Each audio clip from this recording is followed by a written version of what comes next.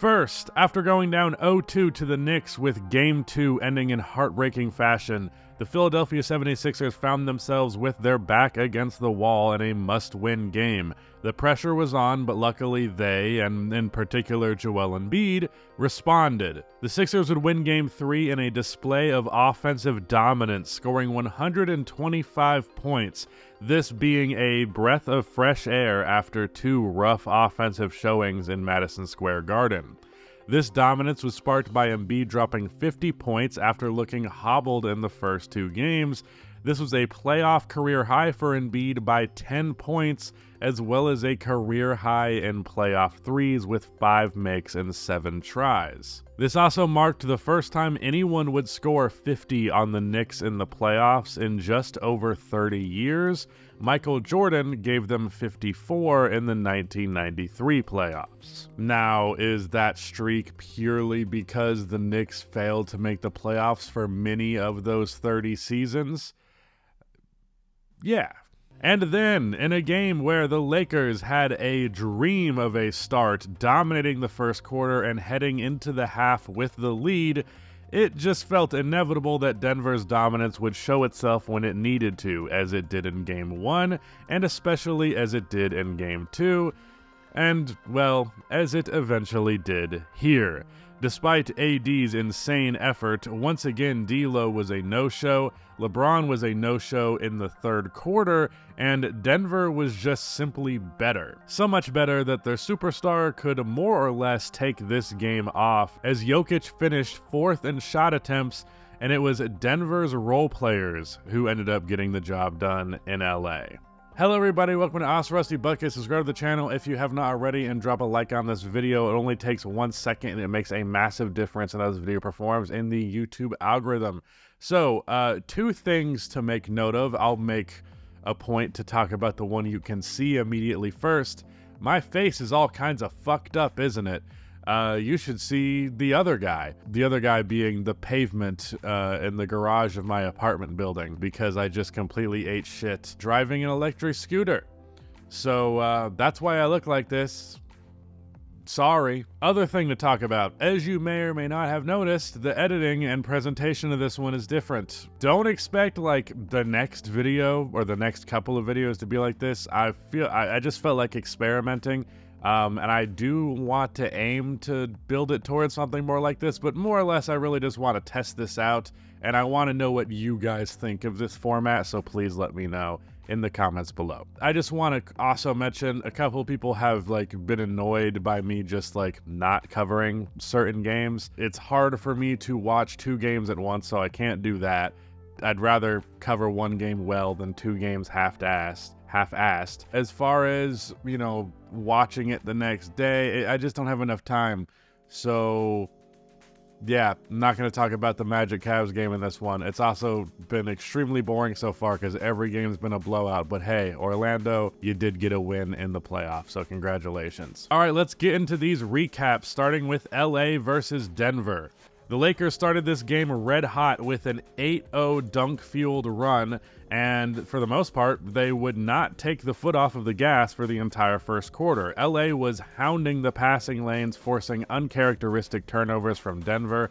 This clearly rattled the Nuggets early, so much so that they started to make further uncharacteristic mistakes. Jokic, of all people, missed a read on a pass to Jamal Murray in the corner. He was like 2 seconds too late, so it resulted in a contested jumper instead of an open one. And Aaron Gordon had Jokic wide open on a roll, but he just threw a terrible pass that Jokic could not corral, and it went sailing out of bounds.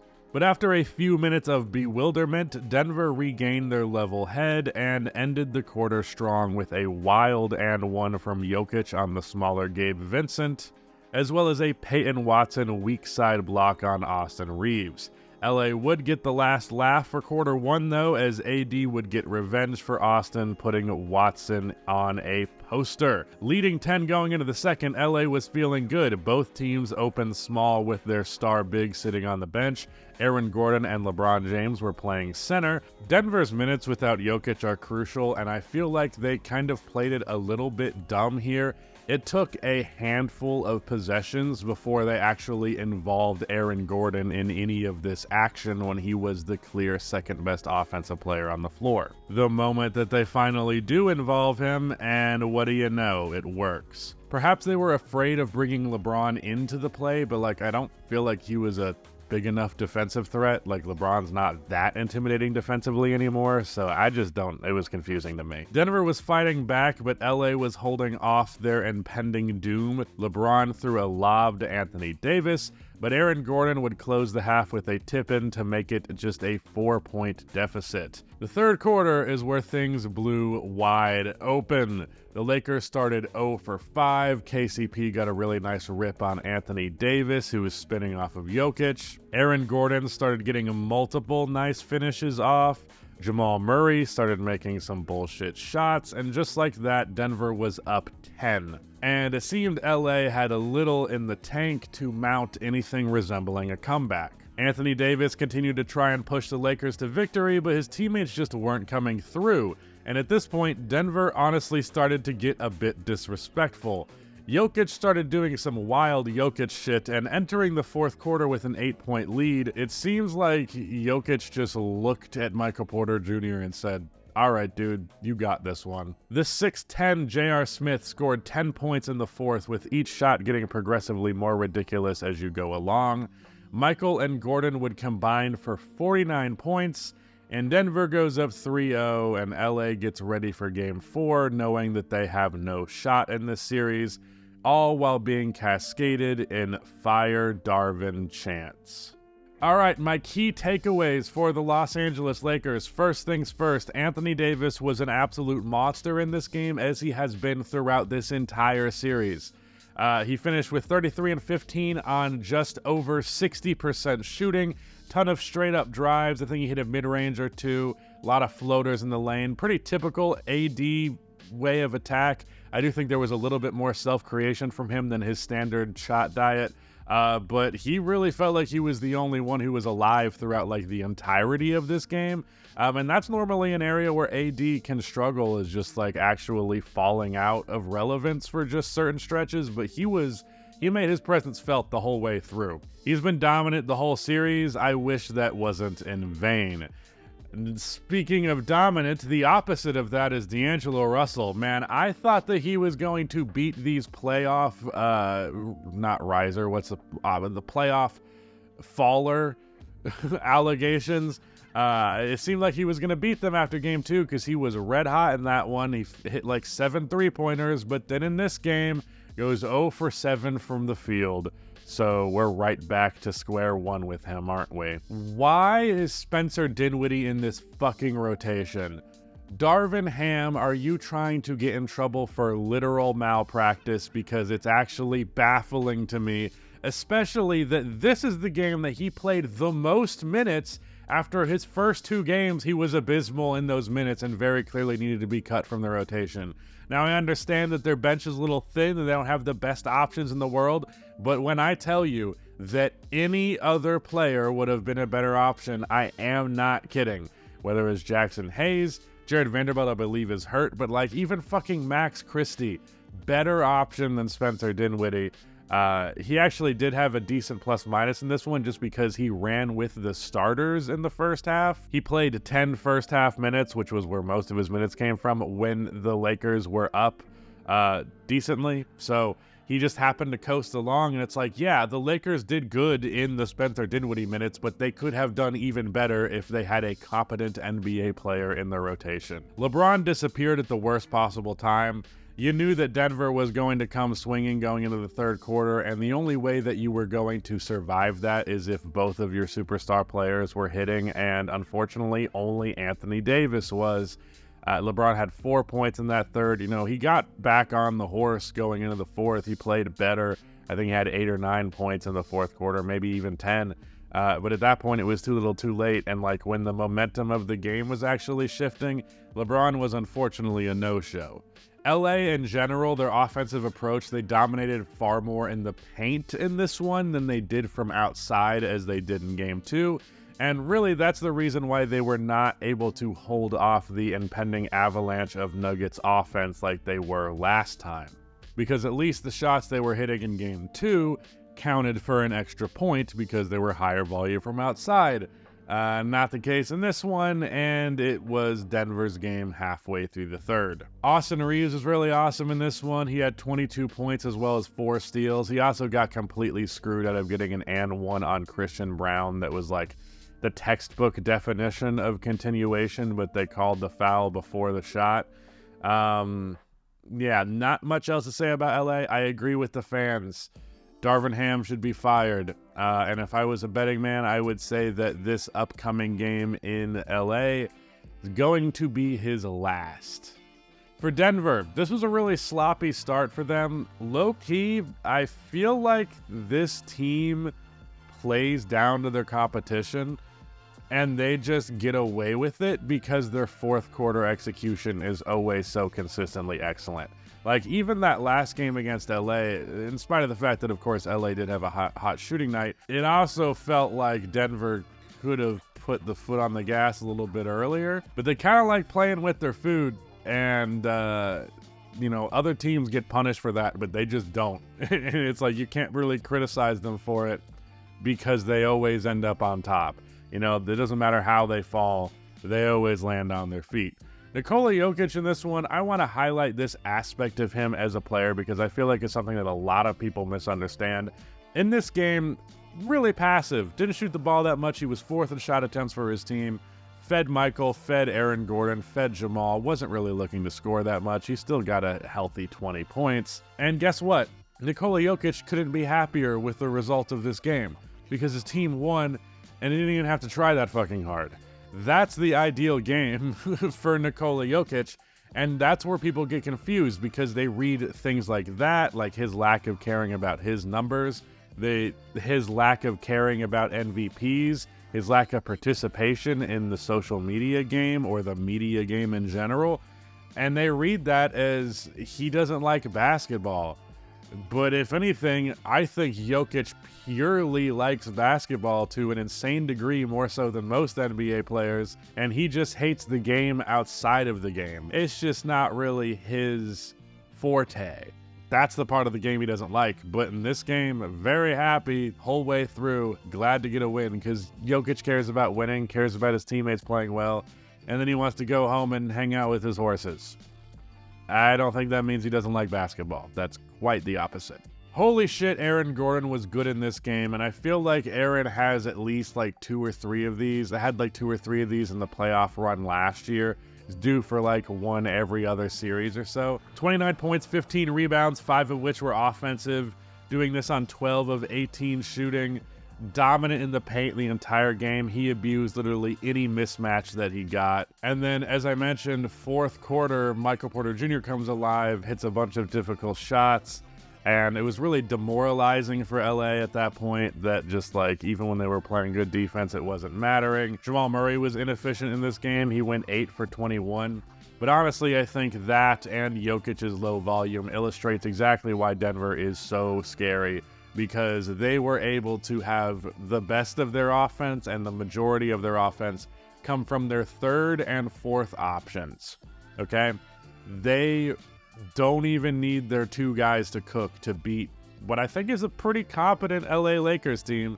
More competent when D'Lo's not missing everything, but at the end of the day, I think the Lakers are better than their playoff seeding suggests. I think the West is just a motherfucker. The fact that they can just go out there and burn you with their role players, it's just not a luxury that a lot of other teams in the NBA have, and they very much do. On to Knicks versus Sixers, Game 3. Back in Philadelphia for this one, the Sixers are in a must-win game, and right out of the gate it was clear that New York intended on pulling exactly 0 punches. The really terrifying thing for Philly was that Jalen Brunson, who struggled mightily in games 1 and 2, was now hitting his shots. He scored 9 points in the quarter in typical Brunson fashion. Embiid was getting good looks early, including a layup off of a down screen from Kyle Lowry. Philly found a spark off of the bench in the second quarter with Cameron Payne hitting a pair of 3-pointers fresh off of the pine. Embiid started to cook more in this quarter, getting to the line a bit, hitting some tough middies, including this one over 2 defenders from the late contest from Dante DiVincenzo. Speaking of Dante, he ended up getting a poster dunk on Tyrese Maxey. He also hit a 3/4 court, shot at the end of the half that just unfortunately didn't count. He also just threw up threes and walked to the locker room like it wasn't a big deal at all. It shows you the degree of locked in that he is in, because for me, if I hit a 3/4 court shot, I don't care what is happening. I'm gonna freak out about that a lot more than he did. New York was up ever so slightly on Philly going into the second half, but with Embiid cooking, their chances still looked very good. Philly, being determined to win this game, decided to play Embiid and Maxey both for the entire third, and it paid off as they combined for 28 points and 8 assists in the quarter. Embiid was particularly dominant, scoring 18 of those 28, hitting 7 of 8 shots, including going 4 for 4 from outside. To this point, Embiid's career high in threes in a playoff game was 3. He broke that record within this quarter alone. He would hit a pair back-to-back, which Josh Hart would respond to with a pair of threes back-to-back himself, because apparently he's learned how to shoot in this series. Philly as a whole went 9 for 12 from outside in the third quarter, and they finished with 43 points. Brunson tried his best to keep up with this production, scoring 13 in the quarter, but Philly was laying it on thick.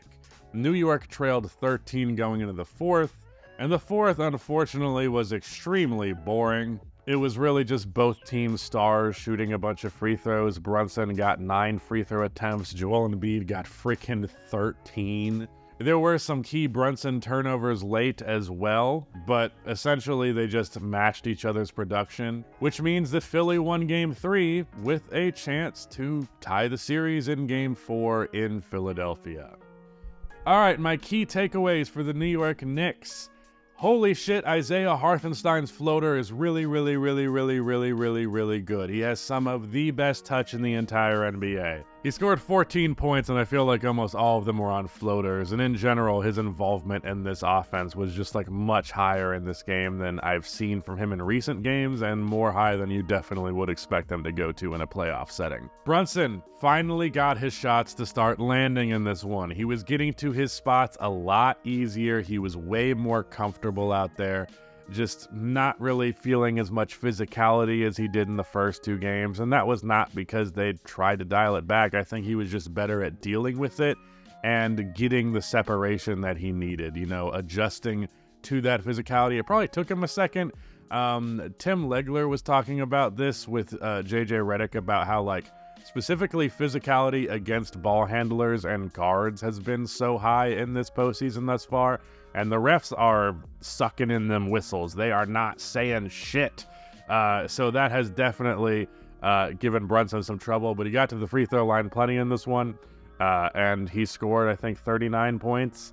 Ironic that finally starts hitting some shots, and they lose. Bogdanovich got a block. It was called a goaltend at first, but they overturned it after a challenge. Second block as a New York Knick. He's played 30-something games for them. I just thought that was really funny. Josh Hart's 3-ball still looks good. Went 4 for 8 in this one. He went 4 for 8 in the first game, and he went 4 for 7 in the second game.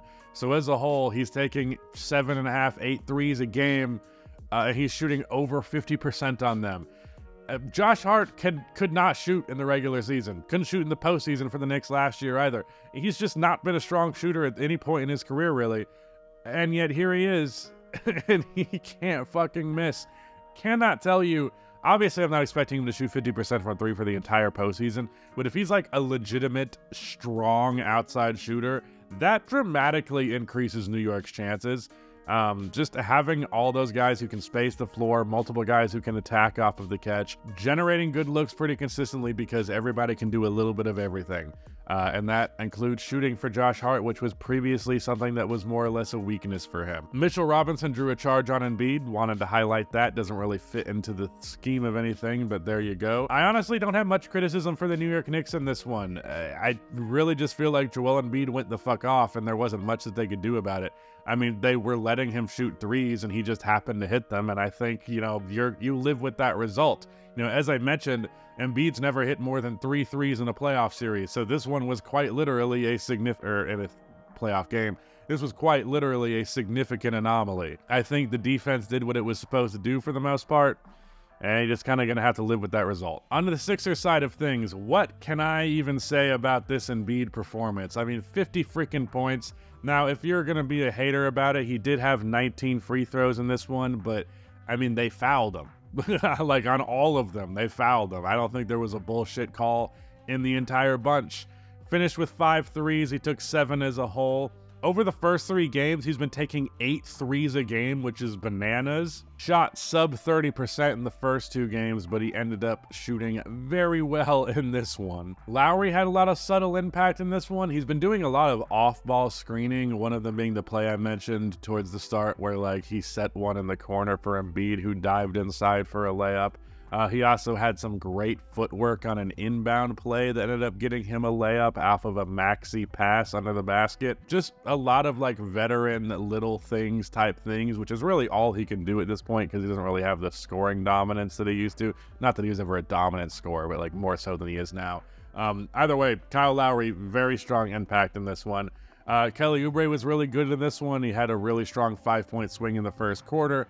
Finished with 15 points. As I mentioned in, I think, the last recap, he's been playing really good defense this entire series. I neglected to mention in the recap, because it didn't really fit the pacing of it, but Embiid got like this fucking ridiculous foul that could have been argued to be a flagrant 2. And if I was a Knicks fan, maybe I would use that as my cope of like, it should have been a flagrant 2, but they didn't want to kick Embiid out of the game. Embiid was on the floor. Mitchell Robinson got an offensive rebound, tried to go up with it, and Embiid wrapped his hands around his legs and like pulled him down. It was a very dangerous position, and it could have been a lot worse.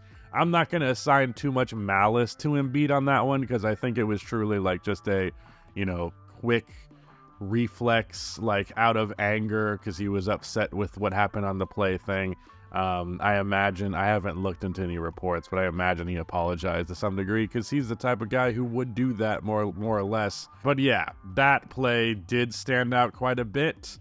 Goddamn, Buddy Hield has been fucking terrible in the playoffs. He has started off 1 for 7 over his first 3 games. Played just 4 minutes in this one because he got 2 open looks immediately and bricked both of them. One of them being a wide open corner 3. Lick your finger, check the wind open. Yeah, I don't know if he's in his head. I don't know if it's the new environment. I don't know if it's the fact that he played 84 games this year. Whatever it may be, dude. He's been fucking bad. Tyrese Maxey, crazy composed. Yet again, he has been crazy composed throughout every game of these playoffs. He hit a stare-down 3 over Isaiah Hartenstein that was cold as hell. One of the many 3s that Philly hit in the third quarter. Speaking of, is 43 points the most in a quarter in the playoffs thus far? Because I think it might be. There's been a very low scoring playoffs, which I've been enjoying the hell out of. I don't know if any teams eclipse 40 at this point, but I could be wrong. Next, we're going to do some segments that, again, we haven't done before, as all of these are. Player of the Night. Well, I don't think there's much debate to be had here. Shout out to Paolo for having a really strong game against Cleveland. Shout out to Aaron Gordon for having the dominance that he did. But Joel Embiid's 50-piece on 88% true shooting, it's a no-brainer. My question is, has Joel Embiid potentially moved on past the playoff stuff? Because this is the first game where he's clearly had his legs completely under him, or at least mostly under him. And in spite of that, the first 2 games, he looked pretty solid, even if his efficiency was a little bit off. He's been way better at making good reads. Ironically, for the process, the biggest hindrance of the process has been Joel Embiid's processing. His decision-making when dealing with double teams has improved dramatically this season, and that was always his biggest thing, was it's like, look, you can fluster this guy, and he's gonna, yeah, he's, even in a postseason setting, he's gonna score one-on-one on most people in front of him. But if you can bring 2 to the ball, and he's either gonna throw a bad pass, or he's gonna hold the ball too long, interrupt the flow of the offense, they have to reset with just a couple of seconds left on the clock, you know, whatever it might be, that doesn't happen anymore. It happens occasionally, sure, that's always going to happen. There was a very big Kelly Oubre cut that Embiid did miss on this one, but everything else, like, and that begets his scoring. Like, the fact that he makes the right plays, the fact that he, you know, is going to make the right read when you double team him, well, now it makes it harder to double team him, which means he's dealing with more one-on-one coverage, which, of course, he can eat alive. The play of the night, just to explain this one, I'm not going to explain it at any other point when we do this, but this is going to be the play that I like the most. It has nothing to do with what the actual, like, objective or whatever best play is. On this one, Jalen Brunson loses his defender, running him in circles, gets down the lane and meets a big man at the rim. He gets knocked down, and as he is 70% of the way done with falling, like he's literally actively falling, he throws the shot up, and it goes in miraculously. And the last thing we're going to end off on,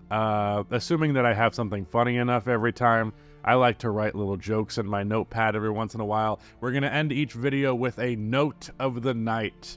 And my note for this one was, I need Nick Nurse to shave his head so that he looks like Walter White. Dude's got the goatee, same facial hair color, similar shape. Dude looks like Walter White. He just has hair currently. And come home, brother, because he's not going to have it for much longer. But yeah, that was it. I actually edited this video, so fucking shout out to me, dude. But that's it. Goodbye.